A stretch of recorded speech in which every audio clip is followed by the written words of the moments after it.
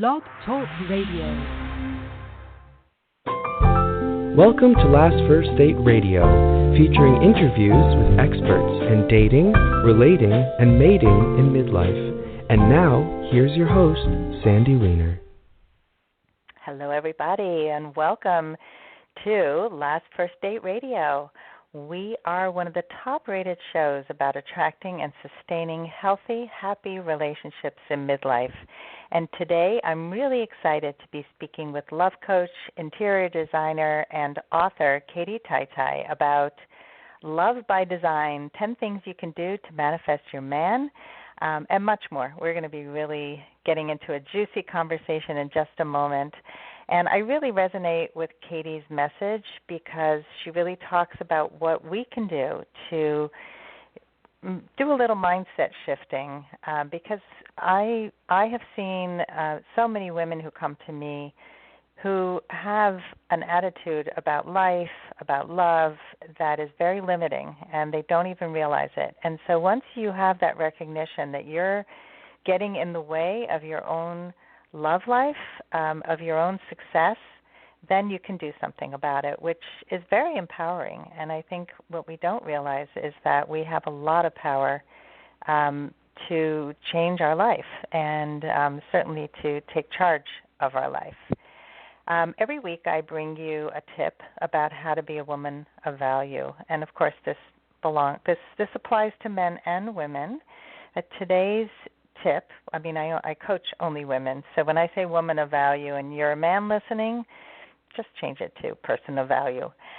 Today's tip is to love yourself first, which is really apropos for today's guest call, because it's all about honoring and loving yourself first, and we're going to get more into that in just a few minutes. So if you do want to be a woman of value and you want to attract your best partner, I invite you to head over to my website, lastfirstdate.com, after the show and sign up for my free guide, The Top 10 Reasons Why Men Pull Away or Disappear, and how you can finally attract and keep the love you deserve. This is one of the top questions I get asked every single day. Why did he disappear? We were having a great conversation. We went on 5 dates, and suddenly he ghosted me. So I want you to take back your power and be a woman of value. Be the true woman of value who attracts her best man. And one more thing, and then we're going to get right to Katie, is that if you're not yet a member of my Facebook group, which is called Your Last First Date, I want you to head on over after the show and apply to join. It is a private group, and it's by invitation only. And it is a positive place for support for women over 40 who are looking for love. You can be in a relationship, you can be dating, you can be not dating at all. But this is a place where I support you, and there are awesome women in this group who will support you as well. So it's called Your Last First Date Facebook groups.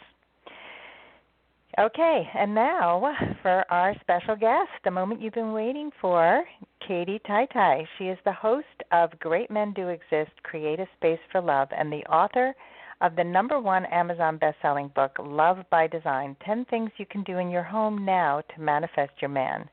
She has a background in love coaching and interior design, which is an interesting combination, and she specializes in guiding women to redesign their mindsets and environments in compassionate and vigorous support of their romantic love endeavors so they can be the best option for the amazing man that they're meant to attract. Join me now for episode number 264, Love by Design, 10 Things You Can Do to Manifest Your Man. Welcome to the show, Katie. Thanks so much for having me. Hi. Yeah. So let's start with why you do this work, because I always love hearing everybody's stories about what motivated them to start doing the work they do. Absolutely. Several years ago, I realized that I was in kind of stuck mode, and I'd always wanted love. However, I seemed to keep messing it up, and everything else in my life was going fantastically. You know, I had a good job, and I had really fun times with my friends, but for whatever reason, it was that one thing that wasn't working for me. And I felt very depressed about it, and I was just having a miserable time. And so, I was feeling really like, wow, what do I do? What do I do? This is the one thing I really want, and I don't seem to be able to get it. And it made me really sad. And I struggled a lot. But when I finally realized, I was like, I get to take control over this. I can really influence my own life here. If there's going to be a change to be made, it's up to me. And that's when I started looking into personal development work. And eventually I looked into love coaching after several failed attempts at, different dating websites and even matchmaking. I realized it was me and my energy that was off. And so I went to get a love coach myself and discovered that there were so many possibilities for me after doing that. So several years later, here I am. I'm a love coach, and I do this work. And I do it with a unique flair combining interior design. So I love it. Absolutely love it. It's so rewarding. Well, what's the most rewarding thing about it for you? Supporting women in finding amazing love, finding it within themselves and then attracting it.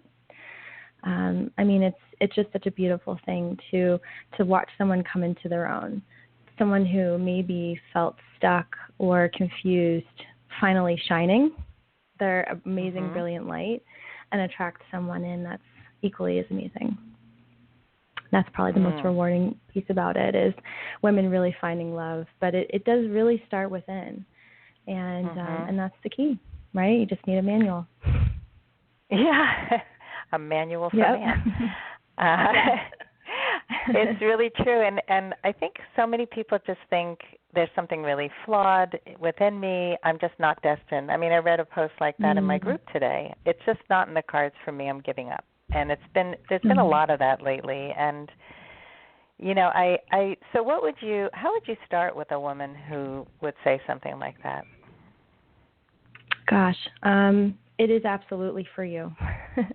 But like anything in life, it's up to every woman and every man to create their own story, right? We all have the potential to create amazing stories or to live and design our lives on default. So, if you'd rather, there's always that opportunity to live life and design it by default, or there's the opportunity to create a change, to make the simple but profound decision to make a change, to say, no, I get to have love. I'm claiming that. And that alone can be really powerful. It's just about deciding. So for a woman who's doing that. I'm sorry, go ahead. Oh, okay. That's okay, go ahead. No, I just as you're talking, I was thinking, like, we do this in the rest of our lives. Like, if somebody wanted a job, they would go out, get the best resume together. They wouldn't show up like in a pair of jeans and a ripped shirt and go, hey, this is who I am. Take me as I am, Hey, what's wrong with you? You didn't accept me? And it's with love, it's so much more vulnerable, and there's a lot of no's before you get to your yes. And so I think that in also there's family history, and you talked about story. There's a lot at stake. Your heart is broken so many times. How many times are you going to open to love? But even like in this one woman's story that she shared was that she had been in love with a man for a year, and a lot of great things, but there were a lot of things that didn't work, and his words and actions didn't match. I mean, she knew that. Like, she put it all out there. And because that relationship didn't work, it's never going to work. So she sees that's the blueprint for her. Their map is there. Choose better. Right. Recognize those deal breakers, and don't stay with a man for a year, even if he has great qualities. I mean, that's one thing she could even be working on today. But, it's much harder to apply these skill sets of setting goals and sticking to them when it comes to love. Yeah, absolutely. And, the other thing is that if there is some, belief, even if it's just like a little nagging belief in the back of your head that this might not work, or, because we all have beliefs about who we are and what we attract, right? So it's possible that if we believe, an outcome might be negative, that we attract that exact negative outcome. It's like our mind wants to look for evidence of the thing that we don't want, because that's that persistent, nagging, kind of limiting belief in the back of our head. So I would offer up that a simple change in perspective might really help, right? So if the idea of dating feels kind of looming because negative experiences have been had, I'd offer that dating gets to be fun, right? And sometimes we get so stuck in the, well, where's this going to go? And, I really want X, Y, Z thing to happen, but we forget about the present moment, right? In the present moment, we are, on a date, usually, hopefully having a good time, but then we sometimes get stuck in, well, what's going to happen in the future? And when we get taken out of the present, we get taken out of our fun, we get taken out of the joy of simply being with this other person, which really robs us of that feeling, right? So I don't know the end user, I don't know what her story was about, what she might be creating or not creating, but sometimes it's possible to get really wrapped up in that, of where it's going to go, and then all of a sudden you wonder where it went, and it's because, the joy of the present moment was lost. Right? So that happens quite a bit.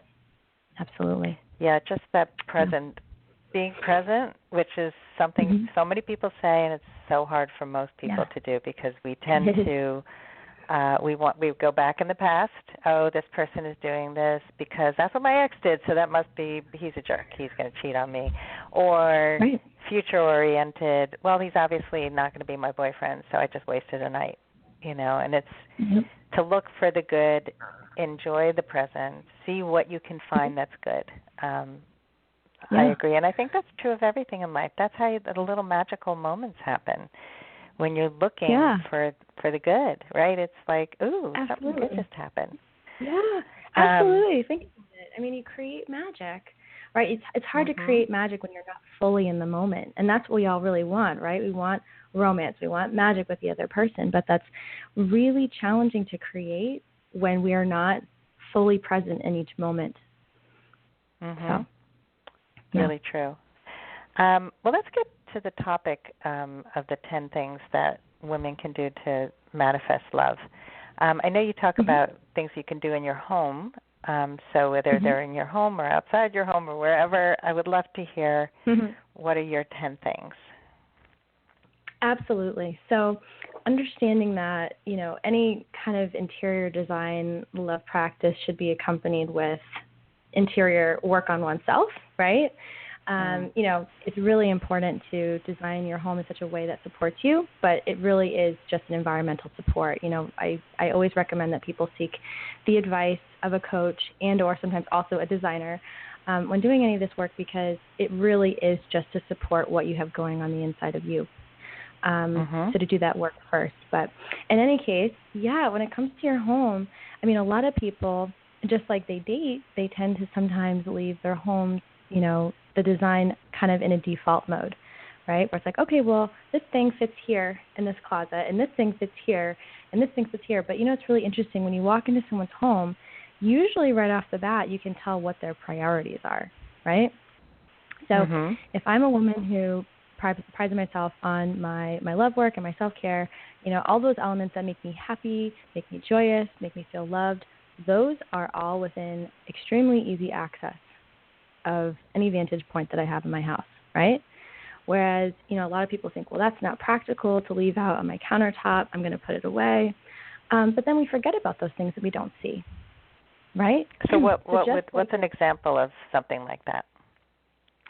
Well, so for example, I mean, for me, this is unique to everyone, but I love to light candles, and specifically, I like certain fragrances. So for me, I like rose and lavender and sandalwood and a couple of others that I kind of really stick to, and I always leave them out because I know me. If I don't leave the important things in my eyesight, then I'm not necessarily going to do them very often. But just like any other practice, like mindfulness or meditation or anything like that, self-care is, done most easily when we are reminded of it constantly, right? So in my home, for example, I keep it very serene. I have fountains. I have candles. I moisturize every day, right, with a rose lotion. I leave that out. I leave everything within easy access, right? Those things that take care of me the most. And, things that are maybe less enticing for my self-care, like let's just say like a vacuum or a mop or something, like those things don't need to be out. Those get pushed into the periphery in the background. Like, I don't need to see that because, you know what, number one, it's not supporting me in my self-care, my self-love, and what makes me fun and joyous and playful. It's really just something I do once a week and, to get that done, right? Or I hire someone to do it. So to make sure you have everything else that supports your self-care. In addition to that, you also want to keep images out that support your vision for your love life, right? So there's, like a friend of mine, she actually has some artwork out depicting like single women life. And I've told her a couple times because now she's really ready to manifest a relationship. I was like, well, you might want to think about changing up your artwork because we manifest what we're looking at all the time, even if we're not directly looking at it. And so she's looking at how she can change up her artwork, which reflects more of a couple story, so she can manifest romance instead of being single. So, for example, I actually have up in my bedroom, it's a copy of a painting by Gustav Klimt called The Kiss, and it's really love that. Romantic and beautiful, right? It's really beautiful. I love that. Yeah. So there's really a lot of things you can do in your space, and just align it with your self-care goals and your love goals as well. I also created a coloring book. I created a coloring book so that women can manifest that way, right? Because what we focus on manifests. So there's all this really colorful imagery there too, and that's really fun. So those are a few different ways you can set up your home to really work for you in your love life. Great. So do we have 10? Because you shared a few. Do you want to share more? Oh, yeah, absolutely. Yeah, no, I'd love to share more. Okay. Of course. Oh, my gosh. Yeah, one of the things that I definitely want to mention, because I don't always mention this, and I do mention it in the book, is the importance of nature. Importance of bringing nature into your home, because it's funny, one of the last things I did in design school was my thesis, and the thesis was talking about how to help students heal from like stress. And what I ended up finding out, because I thought my design was going to go one direction, what I ended up finding out is that nature is very healing, right? So, and specific types of nature imagery. So if your love life is stressing you out, or just feel like you need to relax in general, and that was actually my issue back in the day, was that I was working so hard and then I'd go to date and I was feeling all stressed out. Nature imagery and actual nature in your home can really support you in feeling healthier and more aligned and less stressed out. So if you can, place an item like a fountain, or even an imagery of like a beach on your desktop background, or hanging up, those kinds of items really, really can support you too. So in addition to that, something that I would recommend pretty much before doing anything is take an audit of your home, right? Just like we audit a lot of other things in our life, it's really important to do in your home. And what do I mean by that? I mean that you really get to look at all the things in your house and determine if they're actually serving you and your goals, right? So what is your why for your love life and your life in general? And do all the things that are currently taking up space in your home actually supporting that? A lot of times we hang on to things because we think we should, but there's not an actual reason. And that's how we create clutter. But just like items are taking up clutter, creating clutter in your home and taking up space, they're also creating clutter and taking up space in your mind because they exist in your space. So I recommend doing an audit and either getting rid of something. I hate clutter so much. I even in people's inboxes, like the people who never delete emails, it's like you open your inbox and you feel like a weight has just dropped on the back of your neck. Like it's all ways to de-stress yourself. And also, I think, when you start decluttering, it also has an effect on how you choose partners, because you get pickier about what belongs in your life and what doesn't. And I think if you practice that everywhere, it helps in every area. Oh my gosh, yes, totally. It's, making that quick decision making, you practice it and that gets stronger within you. And really all it is, it's learning to trust your intuition.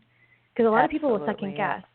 I mean, the second guessing on a small scale builds up to a large scale. So maybe you're second guessing which dress in your closet you actually want to keep, right? But that also translates into bigger decisions like, dating the guy that's not right for you, right? All of these things, it's like how we do one thing is how we do everything. And so it really can reflect that. So if you start in your home base, and I do this literally like every 6 months or more, I go through everything in my home. And I know it sounds like a lot, but actually if you do it regularly, it's not that bad. Because you're go through also sifting and sorting as you go. Yeah, it's just like files. It's just like files that people hang on to. There's some things that, it's funny what will build up after only 6 months or a year. So the more frequently you can do this, the better. Find out what in your home is actually serving you in general and in your love life. And if it's not, replace it or, get rid of it. Or if you need to hang on to it, put it somewhere where you don't have to look at it all the time. And so that's another really big thing. I actually just finished doing my closet last week and the rest of my home again because I moved here to San Diego about 6 or 7 months ago. So it's time for an audit, right? And, that's right. A 6-month audit. Yeah. Get your mammogram and your audit. Exactly. It's funny because the space just feels so much lighter now too, after releasing. I want to say this morning I went for an eye exam and ended up buying 2 pairs of glasses, one for the computer and one for my regular vision. I picked those glasses out in probably 10 minutes. It used to take me the longest time, and I had to go send pictures to people, and how do I look? And now I'm like, yes, no. Now we're down to 3. Okay, these 2, got it. And it's like it does reflect on every area. So this is such good practice. Perfect. Absolutely. Okay, so what else? You know what you want? Yeah, absolutely. Yeah. So, and really getting clear on what you want in your home and what you don't. But just like we can transmute beliefs and thoughts and feelings, we do the same thing with our homes.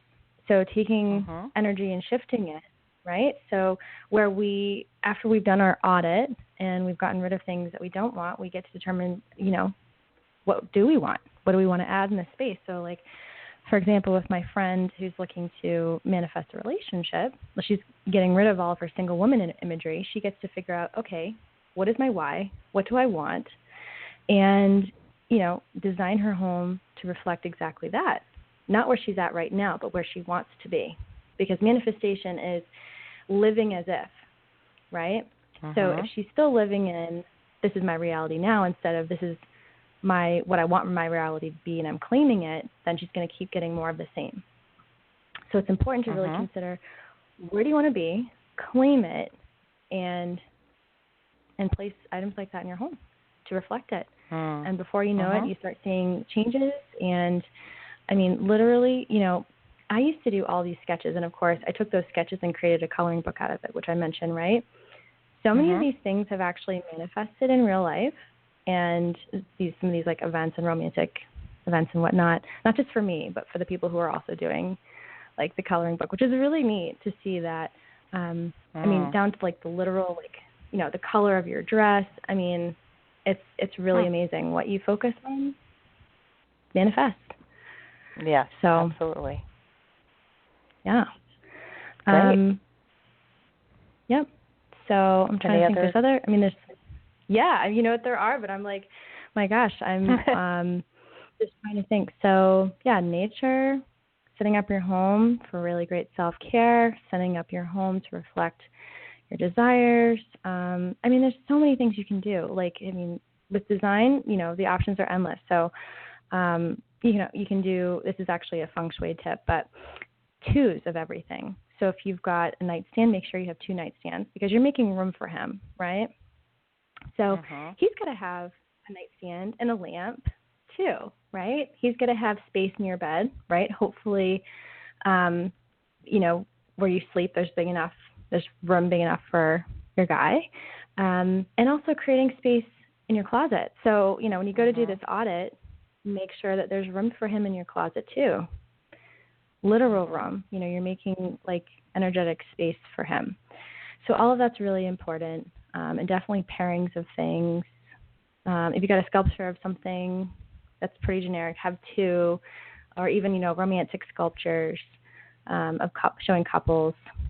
So yeah, there's really a lot that you can do on the design realm. It's pretty amazing. Or create your own art. I mean, if you're listening to this and you're a creative person, just like you create your love life, you can create your own artwork and watch that physically manifest, right? Yeah. So I'm a creative person and I love to sketch, and that was one of my things. Was I used to sketch out everything I wanted to manifest and just leave it, taped up around me so I could look at it all the time, and that would actually end up happening. I have a vision board hanging where I can see it every day. Yeah, and I do that with clients too. And I remember the first time I heard, I think Ariel Ford talked about creating the second bed board, the second end table and the lamp and the space in your closet. The other thing I think a lot of women do that is very unmanifesting is they paint their bedroom pink and everything's pink, and it's like a man would come in and not feel comfortable. Most men would not feel comfortable in that space. So I started actually buying more neutral toned sheets and duvet covers, really living as if, and it makes a big difference. So I think I see men live like they're still in college, with the stacked books on top of a piece of cement, and it's like, it'd be good if everybody listened to this. It's so true. I love it. Sorry. No. I was just going to say, I love that you brought that up. I just love that you brought that up so much, because it's really, really true. Making space for somebody, like with the colored scheme, again, if you have this, like, I'm a single woman and I'm going to live like a single woman and paint my room pink and, have florals everywhere, well, that's fantastic. But he's not going to feel like he belongs in that space. Literally. If you have a date over, a man over, he's not going to feel like he belongs there. So, neutral tones, and, it's okay to have a floral here and there, but maybe go with a stripe or a solid with a texture, right? And that way he won't feel out of place. He feels like, okay, there's some feminine energy here, some masculine energy in here, and I feel like I belong in this space, right? I think that's so, so important. I think having a home that's inviting is important, and that before I became a dating and love coach, I was an artist as well, and I did furniture painting for a long time, and I did it for others, but I have a ton of furniture in my house that's very whimsical and colorful, and a lot of art hanging on the walls that's full of color, and like mixed prints. It's very eclectic, and it's very much a reflection of who I am. And so I feel that it's really important for us to be in alignment with who we are, both in how we dress and how we speak, how we think, and where we live and how we live. I think the more in alignment you can be, the more you're going to manifest the right people into your life who will really appreciate the authentic you. Yeah, I love that you share that. Authenticity is so important. Understanding your why for yourself and your relationship and how those two go together. Really understanding who you are and who your man is, and making space for exactly him. I mean, if your guy is, a skier, or maybe he's a bicyclist, and you have a second bike rack in your house because you're manifesting a man that does exactly that. I mean, down to those details, like specificity is so key. So key. I love all the clarity and the focus that you bring. So as we come to a close, I'd love to have you share one way that women can love themselves more. Just one quick tip. Wow. One way to love yourself more would be to create an awareness practice, reset an intention for your day, so that it's easy for you to interrupt the negative self-talk. So that when you have a thought in your mind that I can't have this or I can't do that, your awareness practice has fine-tuned you to be able to interrupt that pattern and create a different thought pattern and different actions and habits in your mind and body. That would be the number one. Yep. Yeah. So it's all about intention. I mean, this is a thread that runs through everything that you've shared today, and and it's empowering because most people give up their power, which is what we talked about at the beginning. I can't, I'm stuck, which is where you started, and look where you are today. So you're a living example, and you help so many people find love because they follow these wonderful techniques and skill sets and mindset shifts. So tell people how they can find you. Absolutely, and thank you, Sandy. Find me on katietaitai.com. Check out my website and my blog. And I also have a couple books out, so if you want to check those out, that's on my shop tab on my website. And I look forward to connecting with you. Awesome. Well, thank you so much, Katie, for being my guest today. Thank you. And for doing this beautiful work in the world. Love you. And thank you, everybody, for listening today. And I hope you all go on your last first date very soon. Have a great day.